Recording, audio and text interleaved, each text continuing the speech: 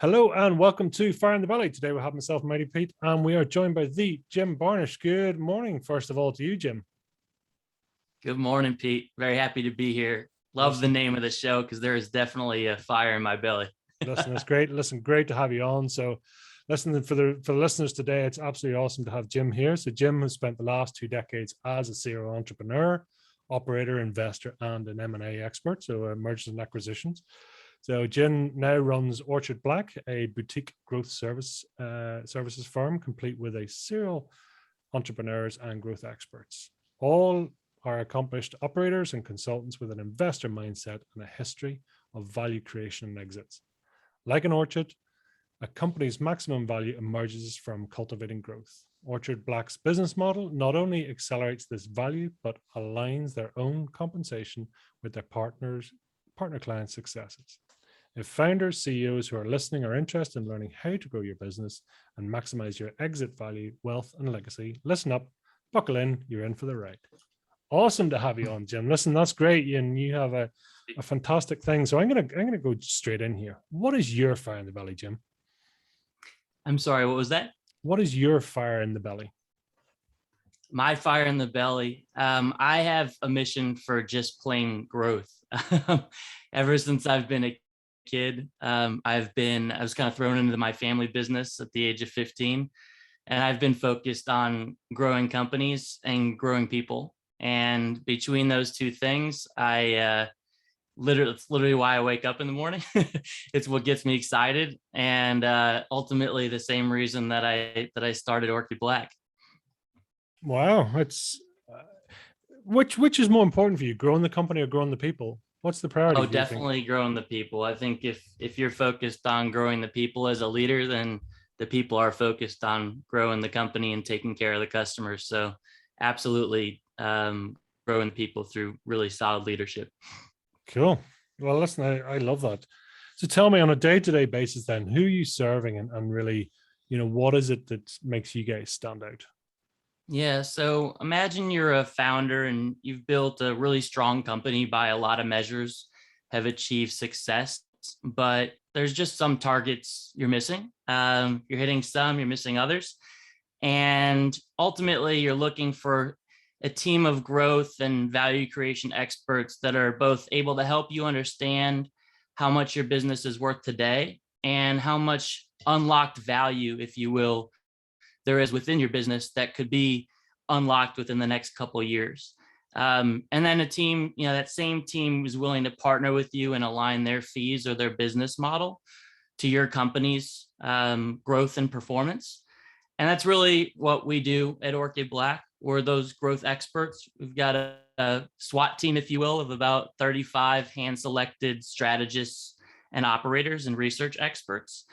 And we help founders and their teams navigate all the common hurdles and value creation obstacles, if you will, that ultimately help them realize a lot more value in their business on the path towards exit.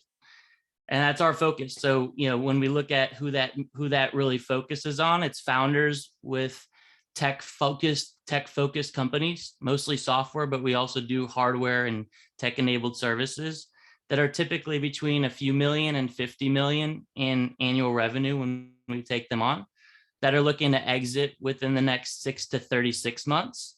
And that ultimately are in the black, which is part of where the name Orchid Black comes from, meaning that they are profitable or at least have line of sight towards becoming profitable.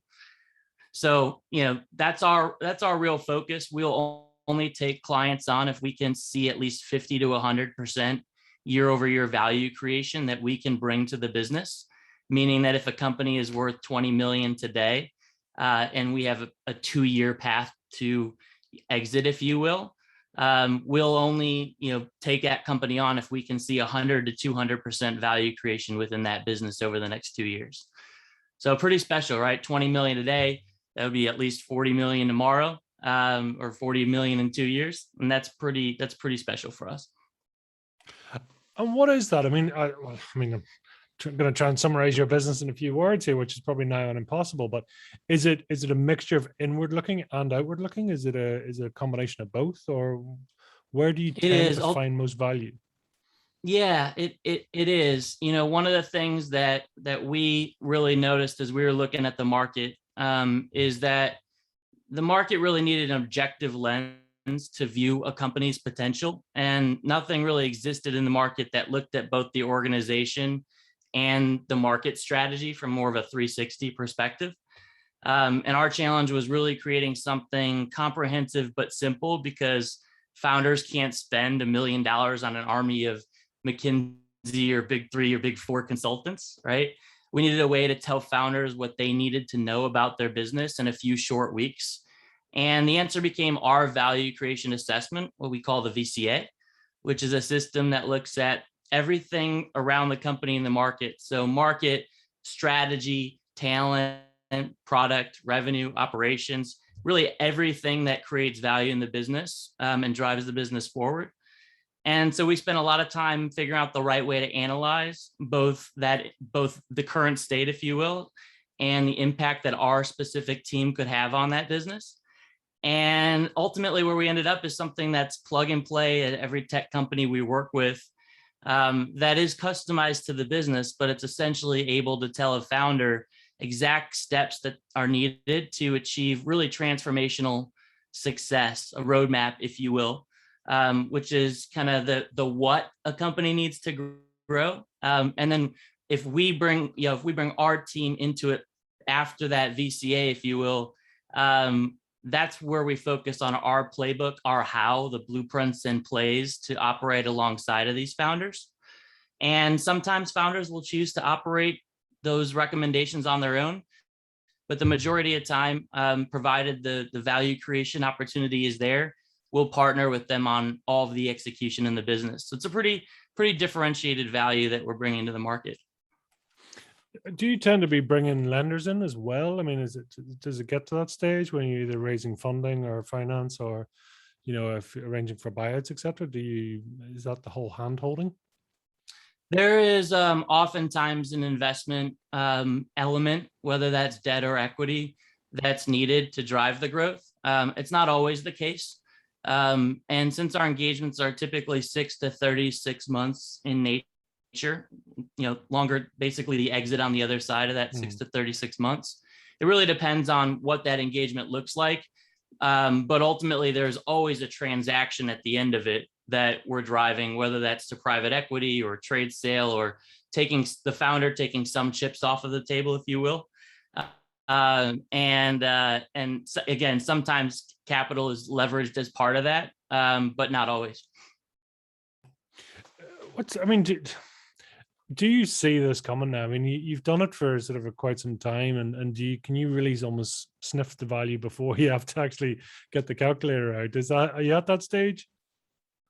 Yeah, ultimately, there's definitely the experience, if you will, that's able to pinpoint early on what those opportunities are. I think it's the scientific part, right? That's kind of the art, if you will.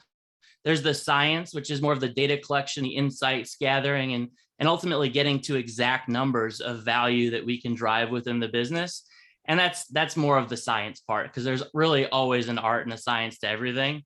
And that's especially true as it comes to building companies. Am I talking to basically a spreadsheet geek, somebody who just lives and breathes spreadsheet? Is that a fair accusation? I wish it was. I think you probably used to be. I'm probably spend almost all my time on the art side of things at this point. But we definitely have a ton of spreadsheet geeks. I wish I could spend more time. I guess I probably am a spreadsheet geek. I just don't spend my time in them anymore. Right. But ultimately, yeah, we've got some incredible research and data freaks, if you will, on the team that really are instrumental in supplementing the experience of our partners. And it's an incredible thing to be able to see how fast we can deliver value with founders and their companies. It is really awesome. Wow. My fire up, if you will. Yeah, no, absolutely. I mean, that's the thing. It's to be able to spot that and do that, and is that something, that always comes naturally to you? I mean, are you where you're supposed to be, if that makes sense? I am definitely where I'm supposed to be. I don't know if you're familiar with this Japanese concept of ikigai, right? Mm, The ultimate form of happiness. But it took me a really long time to evaluate, if you will, where my ikigai is. And for those of you that don't know, ikigai, it's essentially when what you love aligns with what you're great at, which also aligns with the impact that you can have on the world, and ultimately what you can get paid to do. And those four things really simplify. If you look at it in a pie chart, if you will, or not a pie chart, sorry, if you look at it in some sort of infographic that aligns all of these different things, and ultimately kind of highlights what the middle of them is, you really can start to simplify the value proposition that you're looking for in life, and in your career. And I searched for a long time on different ways to be able to find something like ikigai, and stumbled on it by accident, if you will. Probably over a decade now, perhaps. Thought it seemed way too simple. Spent a lot of time going through all these, career assessments, and analyzing different things about what I was great at, what I loved, and ultimately it kind of boiled down to, wow, I should probably go back to this ikigai thing. It's simple, but it actually makes a ton of sense. And so, yeah, that's a long way of saying that I've spent 2 decades doing what I'm doing, and it wasn't until I really did that analysis, several years ago, prior to starting Orchid Black, that really led me to, you've got to start your own firm that's focused on all of the obstacles that you went through when you were building companies, whether that's, strategy and talent misalignment, or product market fit issues, or failed go-to-market expansion or acquisition, operational efficiencies, you name it. Because all growth stage businesses just seem to hit this inflection point, whether that be at 5 million or 10 million or 20 million or whatever the number is.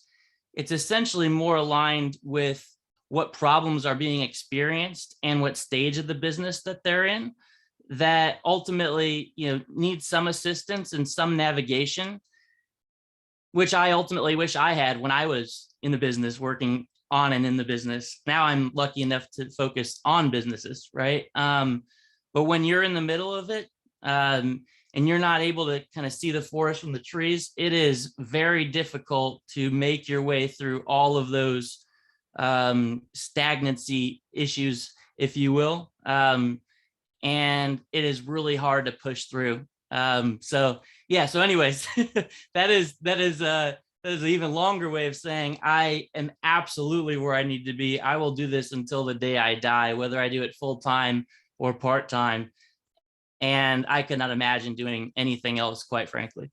that's awesome. I mean, that's great to be sitting in that position, right? That actually, because I generally think there's very few people who get that opportunity to do that. They spend a lifetime. Some may find it, some may not. And I completely agree. I yeah. completely agree. And it's unfortunate, right? Hmm. Because it is magic when you find it. And ultimately it is, it does take some of the right luxuries to be able to take the time in your life to do something like that and be able to take risks, which not everyone can take. But if you are able to just take a step back from your personal life, look at what you're looking to accomplish as it relates to both career and the you. It is transformational if you're able to align all of those four things: what you're good at, what you're can get paid to do, the impact that you can have on the world, and ultimately, what did I miss? What you love to do. So that's really a special feeling when you can make that happen. Out of your experience then, I mean, when you're going to companies, what do you typically, or if you like a top 3 or top 5 of companies, and whether there's locked up value? And the question I suppose being is why is it, why are they not where they're supposed to be, or they could be, let's say? Yeah, this one might surprise most people, but typically the first number one answer is something that translates to founder burnout or founder misunderstanding of what needs to be done within the business at that point in time, right? On the burnout side, it's something that we as founders don't really talk about because we feel like it makes us look weak when we talk about these things, when actually it really just makes us human. And there's really no guide out there on how to blitz scale your life as a founder, the same way there is how to blitz scale your company. And we don't really recognize what's happening in our own life because we're taught this hustle culture that startups and growing businesses is just supposed to be hard. And it is, right?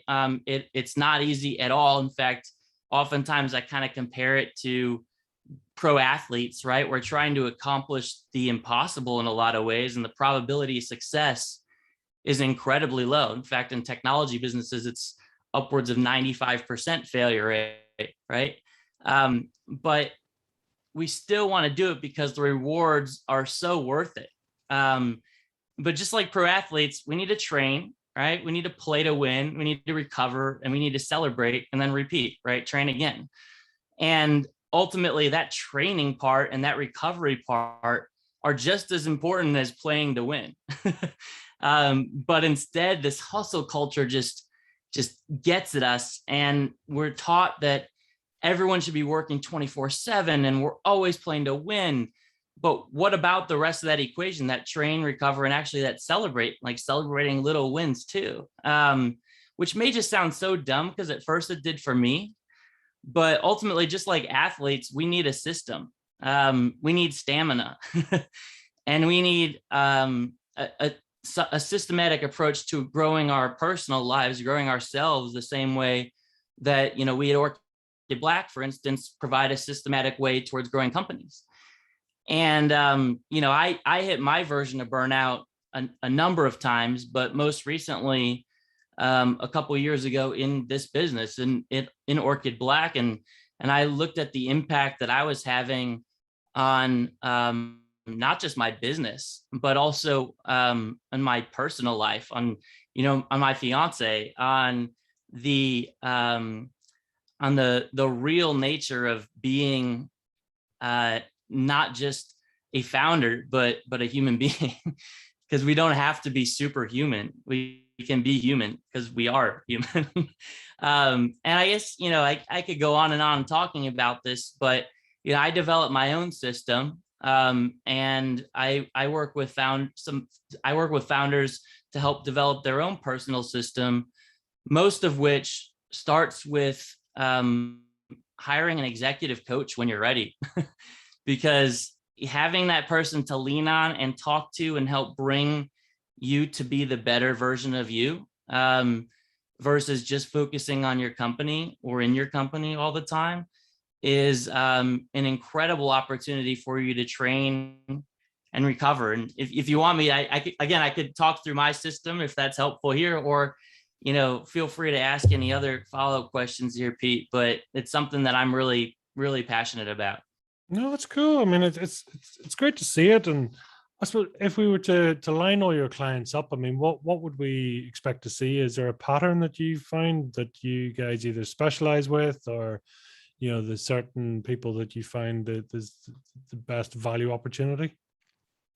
Yeah. So if I look at first that first thing, right, that founder burnout, which is, if we equate that problem to opportunity, the first four things that boil down from there are that revenue is growing faster than talent, that there's an erosion of accountability, that there's a lost voice, if you will, of the front line, and that there's an unscalable founder in the business, right? Those are four huge impediments towards evolution of the business from a simply founder run business to a market leader, if you will. And so those are four things that are core elements where problem meets opportunity as it relates to founder burnout.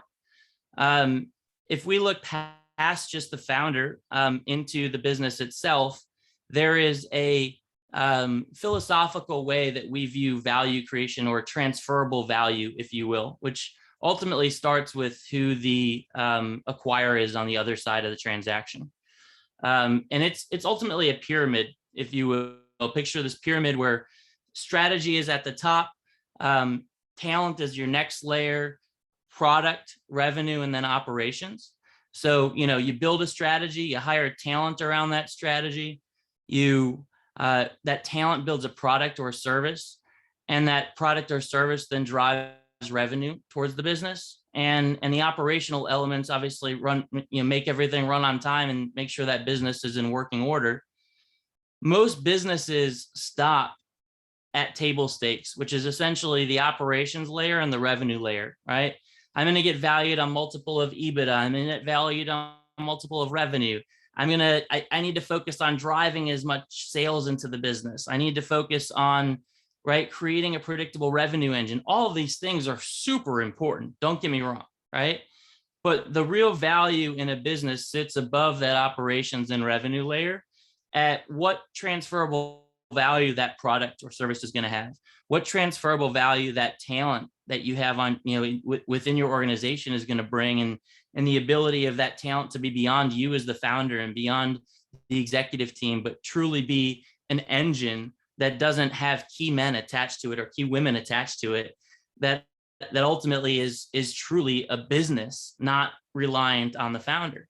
And then there's a strategic element above that, which is the reason why acquisitions like, LinkedIn being purchased by Microsoft at the valuations that it was happen. It's not simply X revenue equals Y valuation, or X profitability equals Y valuation. It is based on the transferable value that exists within that business. And that is a big educational element that we work through, is that pyramid from strategy all the way through operations, and looking at every angle of the business to identify where all of that unlocked value truly is, which really depends on stage of the business, right? You're looking for different things pre-product market fit than you are when you're building efficiencies into the business, which is different than when you're preparing for scale, right? If you start to align the stage of maturity of the business to that philosophical way of looking at transferable value from strategy to operations, it is amazing the aha moments that people get when you really simplify things down to that level, because it aligns perfectly to all of the things that they've been struggling to put together, if you will, for such a long time. And so I love, if you look at the fire up in my belly, it's those aha moments that founders get, that it can be simple, but ultimately, so sometimes you're working so hard in your business that you fail to take a step back and look on your business and focus on your business, and understand that just like it's okay to bring on an executive coach, just like it's okay to admit to founder burnout, it's also okay to admit to company burnout, and that you need some outside expertise to bring in and help drive the business forward. That's a long way of saying, strategy through operations really is a focus of ours as it relates to transferable value. And in your experience, I mean, is that pain barrier? I mean, because they talk about, saying being a business owner for $1 million company or multi-million-dollar company is very different strategically and very different in thinking and evolution to $1 billion company, right? So, do you find is it a thinking mindset? Is it, you talk about, is it burnout that actually, to get them to this growth stage, that's taken that present set of thinking? Do people tend to then be able to evolve, or does it take a different viewpoint or a different management structure, a different set of individuals to push it on to the next level, in your experience? It depends on the company. It depends on the founder's adaptability and ability to kind of evolve in terms of what I would consider the 5 levels of leadership. Most founders are not able to move from level 1 all the way through level 5, and that's okay. Some are. So as part of that same philosophy of, transferable value in the business, we really do work with the founders on their leadership style and their leadership abilities. And not only are some capable and some incapable, but some just don't want that level of leadership responsibility. Some are great at getting a business off the ground and handing it off. Some are great at getting the business off the ground into 5 or 10 or 20 million and then handing it off. And some can take it all the way. The Mark Zuckerbergs of the world, if you will. So ultimately there is a level of analysis that needs to be done, not only on the business but also on the founders, and that five levels of leadership, if you will, is a big part of it that's at the core for us. Where's your sweet spot, Jim? I mean, when do people get you in the room and then get you out of the room? What's your good and your bad, if you like?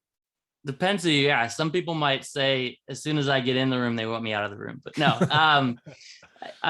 Just kidding. I think my sweet spot's always been early on in a business that is between, call it 3 million and 20 million, right? We've got partners that focus on some of the later stages beyond that. But my focus is on companies between 3 million and 20 million, after there's some element of product market fit, really working to determine what's gonna really prove out that product market fit, meaning have those customers drawing you in, right? Rather than you having to push your services or your product out to other founders, or sorry, to your customers. And with that comes what I would say somewhere between a level 3 and level 4, if you will, form of leadership. So I'm still working on getting to my level 5 as a leader, which my executive coach is helping me with. And as far as those levels of leadership go, I mean, level 1 is really focused on people follow you because they have to, right? Level 2 is people follow you because they want to. Level 3 is people follow you because of what you've done for the organization, really results, if you will. And level 4 is people follow because of what you've done for them. And ultimately, the final level, which I'm still working on getting to, is people follow you because of who you are and what you represent. And I'm really in tune with my own mission, right? My own feeling, if you will, my own pinnacle, which is kind of that level 5 leadership. But equating that back to my place in the place I fit best in building businesses, it really fits well with other founders who are going through their own, leadership development, if you will, going through their own challenges of kind of making their way up, not only the growth revenue ladder, but also the personal leadership ladder. And so I would say, that whole philosophy of we talked about earlier of bring on the right people and they'll take care of your customers is a big theme of what I work on with founders on more of the personal side, which is really exciting for me, just given the area that I like to focus on in building a business and building up founders as well. Where do your own personal core values sit? What's your your main ethos or mantra that you subscribe to personally? Yeah, that's a really good question. I mean, a lot of it ties back to, it may sound silly, but where we've gotten to as a company from our own mantra and value proposition, and it really relates to grow smart and then grow fast. Because if you focus, whether it's your company or yourself, if you focus on doing too many things or growing too fast without first building in some fundamental building blocks, if you will, of growth, you're doomed. You're doomed, right? Like we are human, as I've probably said 100 times already. And all the people in our companies are also human. And so grow smart, grow fast is really the representation of the Orchid, right? The flower that can grow for over 100 years straight when tended to properly. And that doesn't necessarily shoot up, right? But that can grow to the highest of all flowers over that 100 years when pruned and worked on and really, put building blocks in place to drive growth, which is a big part of what our name represents and our mantra, and in tune my personal mantra of growth around not just growing super fast, but first building those, creating those building blocks, if you will, to allow for scale, to allow for fast growth. So that's really important to me, and in tune really important to Orchid Black as a whole. Take me through sort of life before Orchid Black, and what you learned from that. I suppose the lessons that you wanted to bring into play here. Oh yeah, I got so many. Let's start with life before. Let's start with life before Orchid Black. And I've got a rebranding story that attaches to our name that I think is really in tune with my own personal growth too. So from my start in my family business, which was really when I was 15, with very little to go on other than a learner's permit and a lot of motivation and drive and excitement. I spent, the first few years working on M&A for the family business. We grew from, about 40 million when I got there to about 600 million when I left. And now it's over $1 billion company. My role was entirely focused on M&A, so mergers and acquisitions, growth through acquiring other companies. And I saw, even as wonderful as our growth was, just how many missed goals and targets even we had, just how much missed opportunity there was in our business. And ultimately, family businesses drive family squabbles, which in tune drive family to have a lot of resentment towards one another and a lot of sleepless nights, whether you found the company or you're just in the business.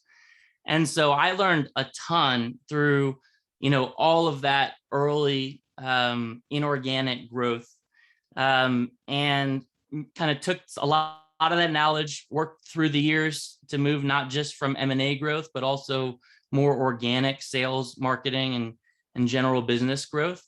And all of the businesses, all the growth stage technology companies that I worked alongside experienced all of the same growth and value creation obstacles, right? I mentioned some of them earlier, but, misalignment on strategy and talent, lack of product market fit, pricing and cost issues, failed go-to-market expansion, things like this that ultimately led them to hitting an inflection point, or me hitting an inflection point when I was in them. And all of them needed some level of guide, if you will, to help them navigate effectively, whether it was my family business or any of the other businesses that I was consulting or operating in. And, making my way through, in total, probably about 45 transactions and 5 exits as either an operator or investor, and over $1 billion in shareholder value created throughout the years. There just had to be a better way. There had to be a better way, whether I was looking at it from the investor lens or the operating lens. And the last decade of that or so was with my now co-founder, Stephen Horowitz, whose impact, honestly, and his impact and outcomes, far exceed mine. And we felt like there just needed to be this better way to get to these successes than trial and error, given how much error we had seen along the way, just in the businesses that we were working in or on. And so we spent our recent years really identifying and documenting a path, a more deterministic way, if you will, to make technology businesses worth so much more, that again takes in account the transferable value based on stage or maturity of a business. And some might call this a methodology, right? I hate that word. Consulting to me has this mantra around it that just makes methodology such a negative word to me. But ultimately, the founders we work with call it, which may sound even sillier, miracle grow for companies. So through my trials and tribulations, through Stevens, and ultimately through the 30 plus folks we've got on the team, trials and tribulations, we've really developed and honed this methodology over the years, this miracle grow for companies, if you will. It's something that is pretty special and unique, I think, to us, and also why we're willing to take bets on the companies that we work with, right? That's not normal to align your fee structure with the business growth or performance, but we're really confident in what we've built and in the founders that we select working with. So all of those lessons learned really throughout the years, really passionate about taking those same things and bringing them to other founders and other companies. Bring that to what we went through. If I can keep going, is that all right? Yeah, sure. Where we went to with our strategic rebrand, we were called this dodgy old, non-innovative brand called Morgan Hill Partners, right? It sounds like an attorney or a 20-year-old private equity firm. Someone that, isn't innovative and just sounds like, okay, you're gonna help me be more innovative. You're gonna help me drive value. Well, make sure your name represents it. And we analyzed and looked at the market and heard a lot of feedback during this time in 2020 when we were all undergoing this period of introspection within ourselves and our companies, COVID world, if you will, and realized that we needed a strategic rebrand, which is perhaps one of the hardest things I've ever had to go through as a business owner, and something that's added a ton of value to our business. And mission, which is all too misaligned and thought of as useless in a company because people don't use or think of it as what it really is, which is purpose, is something that we really internalized and focused on. And our mission, our fire, it really was using our experience-driven insight from all these years and our ability to execute to uplift companies and amplify their value, not only in the marketplace, but in the world, which is back to that ikigai concept, right?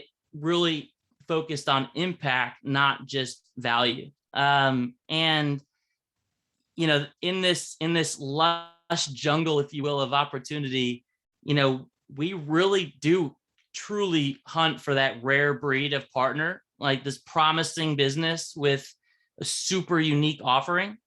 And like any prized exotic orchid, an exceptional company's value really emerges with that expert pruning and care over the years, cultivating growth, if you will, and ultimately, when properly nurtured, everything can thrive, right? Orchids, companies, everything across the board. So I think as we look at those lessons learned, those hard things to take a look at, like mission, vision, values, those are some real lessons learned for me, up until even including, right, that strategic rebrand that I mentioned. And I've got a million other lessons learned that, if you want me to keep going, I'm happy to share. Well, I had a question because I just want to reflect back there. I mean, you talked about impact versus value, and deciding which is which. I mean, are those intrinsically linked to each other? They are, whether intrinsically or it's they are linked. They are not completely the same, though, right? So yes, absolutely, there's an effect that either has on the other, especially the passion that connects to what you're building. But I have run into so many companies and been in so many companies where the passion, they're growing, but the passion just just isn't there. And whether it's next year or a couple of years later, that growth really starts to subside and become stagnant. And so that's where kind of that linkage that you're mentioning, I think, really comes from, and something that we see quite a bit. It's always that thing, isn't it? And I'm just wondering with founders as well. I mean, I suppose as people, especially if you're a founder and the creator of the company, and you go through the natural stages of your own life. I think we all do, whereby you go through growth phases, you go through maturity phase, you go through, reflection phase, you go through sort of legacy phases, right? So it also depends on their journey. And do I want to serve, do I want to serve myself? Do I want to, where it's at? Does that make sense? So I mean, almost the maturity level maybe of the company, the maturity level of the management, and then the maturity level of the founders, and trying to get those aligned to each other is probably tricky enough, right? Yeah, it absolutely does. And not all founding teams, right, stay together. In 2017, we were in our infancy, and I had two co-founders. We were in our ideation stage, if you will, or our discovery stage, about how to bring our vision into the market, and the opportunity was clear. The way that the three of us could work together was clear. And formalizing the firm in 2018 and hitting the ground running, we learned a lot about our co-founding team, if you will. And that version 1 team, despite the great impact that we had in our ideation, our discovery phase, after many long conversations, long days, and experiments to right the ship, redefine roles, right? We finally decided to part ways with one of our co-founders, which simply sucked. It's not the first time I had to do it, but it might not be the last, but it's not great, right? Someone that we had put this indeterminable trust and faith in across the team, well, really all three of us across the team, and we expected him to be a partner for the next 5 to 10 years or longer. Had in some ways, let the company down. There's always blame on across the board, right? So it's easy to blame each other, but ultimately, like, we had all let each other down, and that's a hard thing to admit. That's a hard thing to cut bait on something like that when it's so people integral. Whether it's firing a founder or firing an employee, and it didn't take the company off rails, which it could have, given how pivotal that point in time was. But it absolutely set us back in order to jump forward. And sometimes you do need to break things down to push forward. Our team now is proof of that. And that is something that is very hard for a lot of founders to do, whether that's, again, firing a founder or firing an employee. But you've got to accept what's in your control and what's not.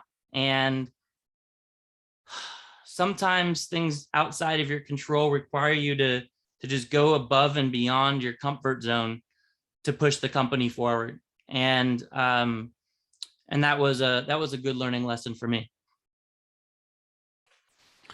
It's interesting because I suppose one of the things I was going to ask you there is, what is there something that, with the benefit of hindsight and experience now, you would do differently? And also then, is there something that you are most proud of that you've done? So a bit of a two-phase question. Yeah. I'm going to stay on this theme of team and evolution of team, because I think I've got two things that point directly to it.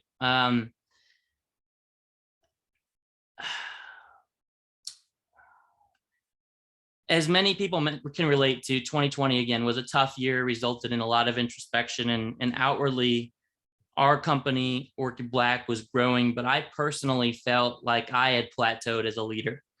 Right, even with all this experience, I really plateaued as a leader and was having trouble getting to my next level. And my own advisory and peer and general network recommended that I look into an executive coach, which I had shunned for years. I went down a path that resulted in dozens of conversations until I landed on my coach, Coach Mike, who I felt was right for me. And fast forward a year later, I just simply feel so thankful. Working with Mike has been so transformative for me as a founder, as a leader, as a fiance, as a friend, as a human. And you know, things like looking at a 360 of yourself are hard to do when you're the person in front, right? They're hard to do in general. By getting feedback from people that and having a space for them to give it that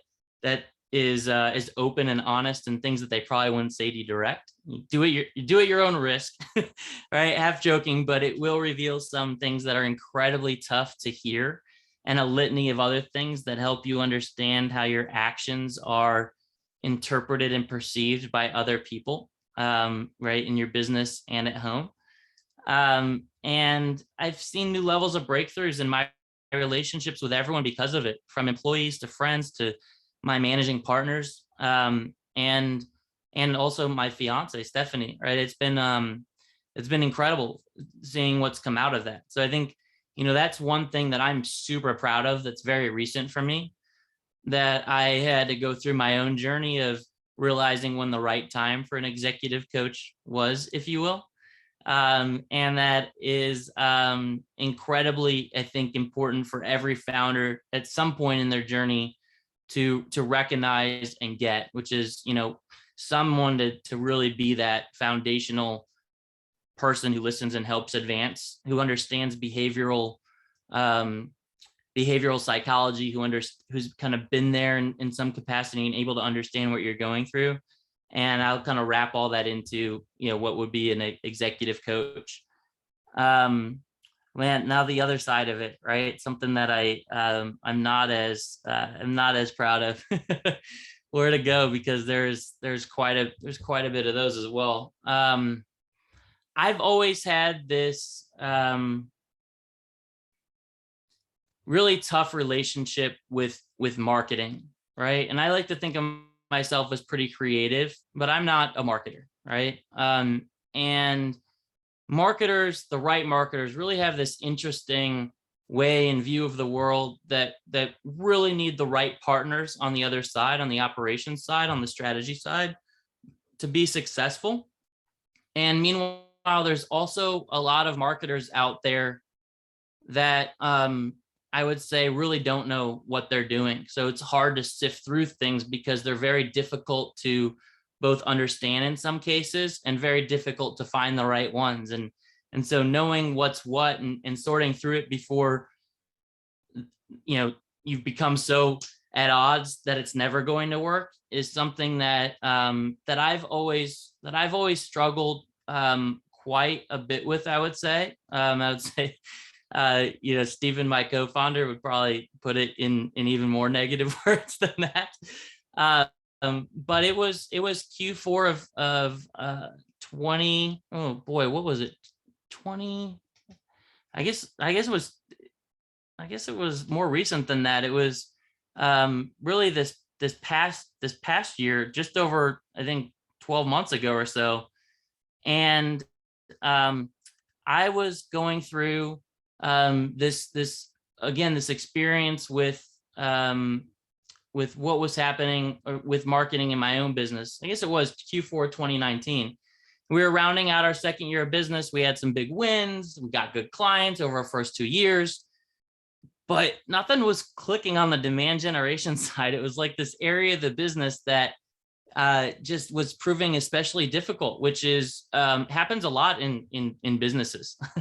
For us, we had tried it all while the company was growing. Marketing efforts were sporadic and results were stagnant. You know, we had email campaigns and loads of content and an active social media presence and geez, raving client testimonials, but we just weren't getting the right results from marketing or demand generation. And so we brought in our third marketing leader in 2 years. Imagine that.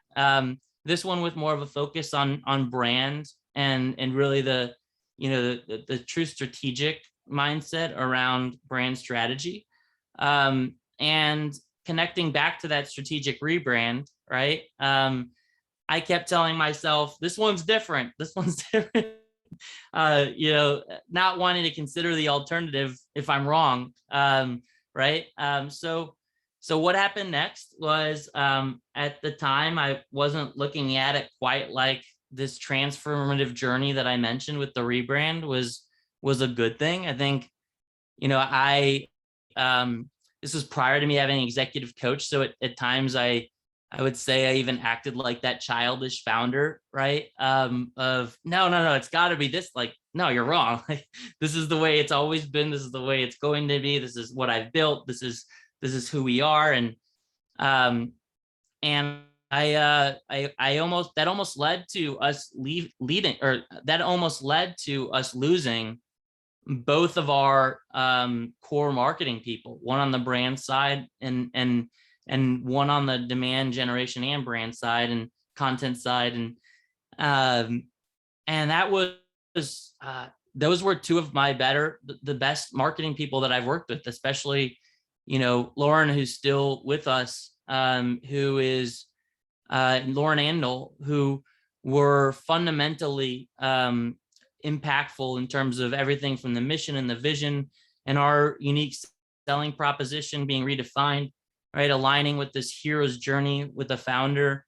And so, even though I made a lot of the wrong decisions through that process and probably didn't trust enough, it ended up okay on the other side because of how powerful they were and being able to deal with my founder personality. But I definitely look back and wish that that I had been a little more open and less of a obstacle towards, my own growth in the growth of the company. And I think that was also one of the pivotal things that made me realize I needed to get an executive coach to help me through situations like that. It's so awesome, isn't it, to be able to self-reflect? Because as you say, we can't see ourselves. It takes somebody else to sort of extract that or hold the mirror up to us and let us see our blind spots. Big time. Especially as it relates to talent, right? I mean, talent is one of these things like it's everyone's biggest challenge, right? It's like if you look on any list, attracting and retaining talent is at the top of the toughest challenges for business owners. I don't care what region you're in, what industry you're in, what you do. Hiring and retaining employees is at or near the top. And that is just being driven further by millennials driving towards the workplace and ultimately Gen Z behind it, right? 55% of millennials are not engaged at work. 42% of millennials expect to change jobs every 2 years. Wow. And millennial turnover costs the US economy over $30 billion each year, right? That's just the US. Those are big numbers, and building a business of qualified talent people that are going to treat your clients, your customers like you would treat them as a founder is never easy. In fact, it's damn near impossible.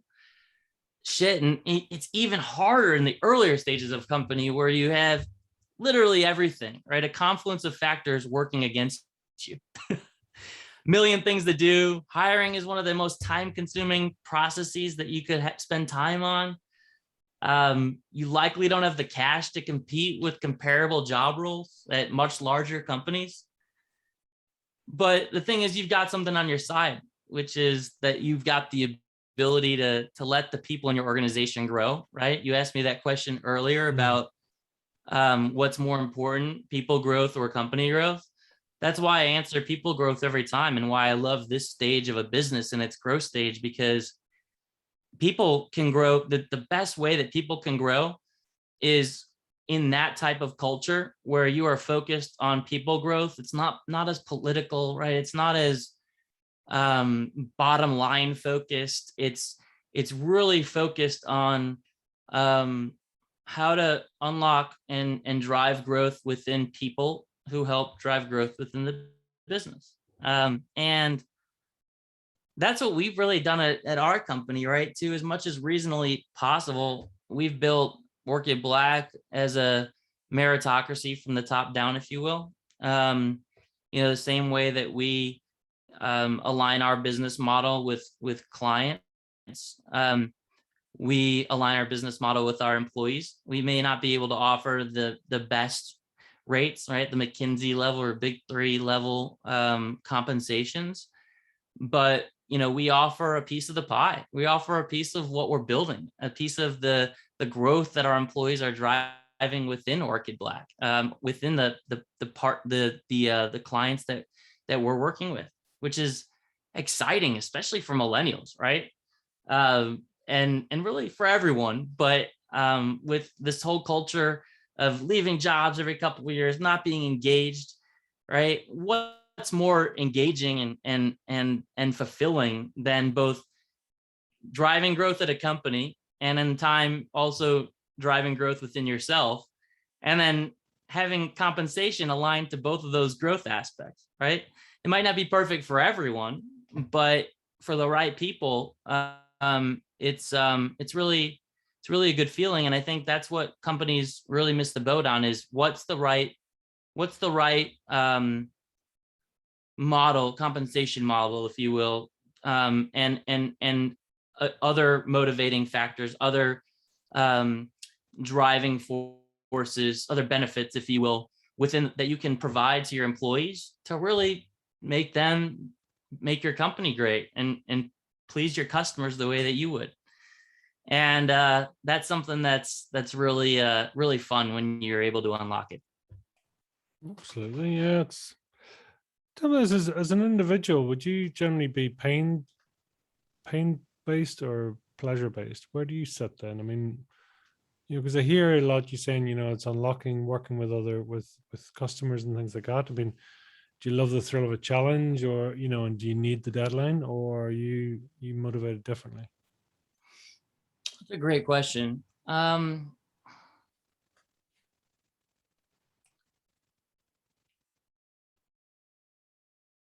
think naturally, having just been thrown into business at such a young age, and also some of the things that I went through as a child, I'm probably a little more pain based, where I really look for whatever pains I can solve, whatever problems I can solve. I think one thing I've been working on is making that a little more balanced, right? Not just focusing on problem solving, but also focusing more on celebrating little wins, which I would say is on the other side of that, right? On the motivational, I forget how you said it. What was it? It was pain versus typically pleasure based. Pleasure based, right? So pleasure based to me, and at least is how I'm defining. And tell me if you're thinking about it in a different way. Is those motivational factors, whether intrinsic or extrinsic, that you're working towards.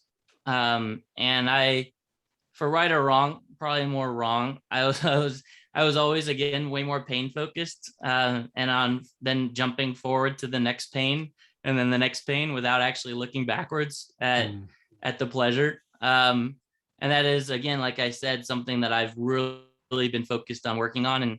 And I would say, I think my team would say that I've improved, but probably have a while to go on celebrating the little wins.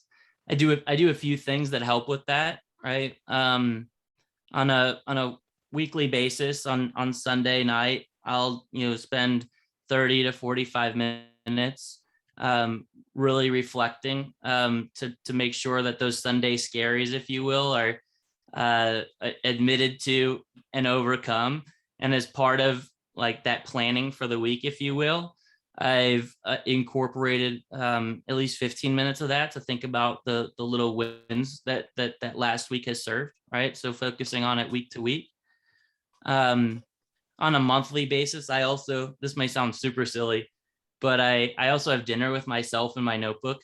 I spend about 2 to 3 hours with, whether it's just at dinner, at a really nice restaurant being catered to by myself, or sometimes just in the backyard by myself with a nice scotch or two, looking at it at more of the monthly level, celebrating again little wins, but also looking towards the month at hand.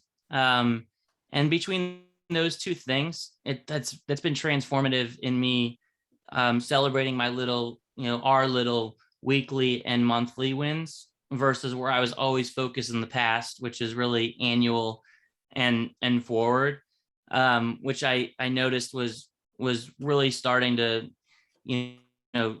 spread throughout the organization.